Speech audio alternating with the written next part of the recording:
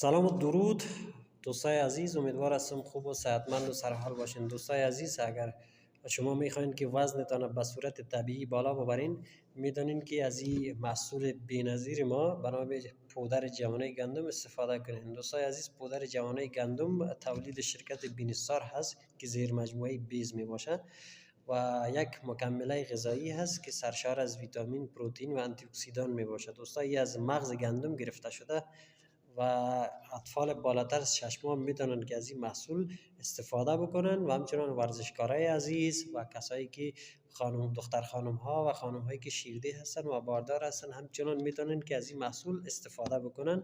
خودش یک مکمله غذایی هست و کاملا گیاهی است بدون عوارض جانبی و بسیار یک قیمت مناسب داره و در کارتنش 25 پاکت هست.